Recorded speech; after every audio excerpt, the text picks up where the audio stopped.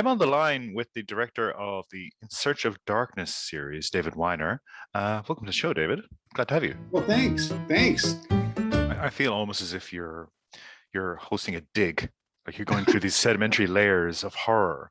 So you cracked the surface, and then next time you got further down, and now you're inviting everyone else to join you in the dig for this curation that you talk about. This as part of this crowdfunding, you're inviting people to actually submit their choices for what you'll cover in the film. Is that correct? Or That's absolutely true. Yeah. Once the backers have backed, not only do you get cool swag, but you get access to our Discord community. You get a credit in the end credits, which is very cool. But I think the most important thing this time around, because we offered that last time, this time around, we really invite everyone to declare what they want. And then everyone's going to be able to vote when we sort of start whittling it down.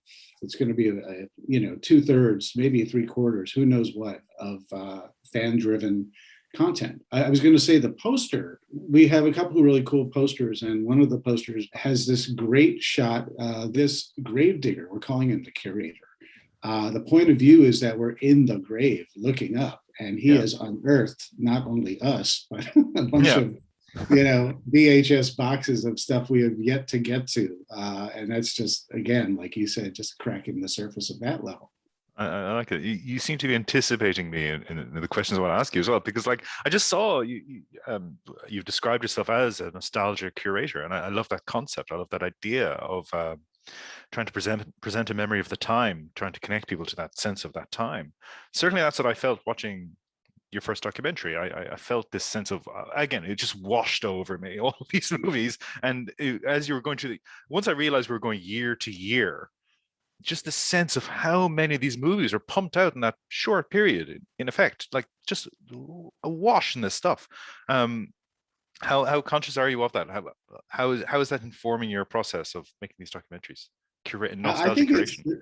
Well, I think that's very a crucial element to the success of this is instilling that sense of nostalgia and little elements and references and little sidebars about that era and what it was like for those who lived and grew up in that era, or helping people who hear us drone on and on and on about why we're nostalgic and having no understanding why we found it important to go out of our house and walk around endlessly in the aisles of a video store to pick something that may or may not have been there.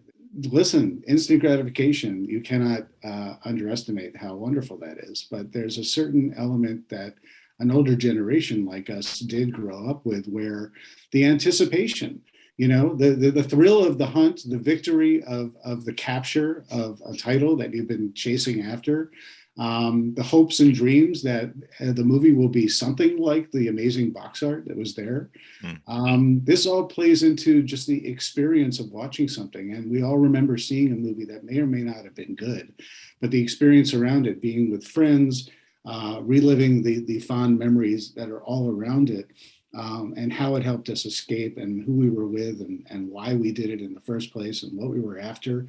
That's so much that's so much more a part of the story than literally the movie and the dissection and deconstruction of the movie itself. So there's a whole shared element of, it doesn't matter if you like this movie, if you don't like this movie, if you think The Shining is the best and Chopping Mall is the worst, it doesn't really matter. All these movies are on an even playing field where it comes to In Search of Darkness, because we all love them for different reasons that are important to us.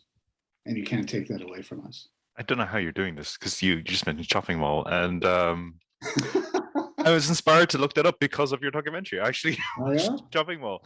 I watched it recently, and I was like, "This is fun. I don't mind this at all." It's not what you expect. This has been Hopscotch Friday. You can find us via hopscotchfriday.com, at Hopscotch Friday on the Twitter, or you can email us at hopfriday@gmail.com.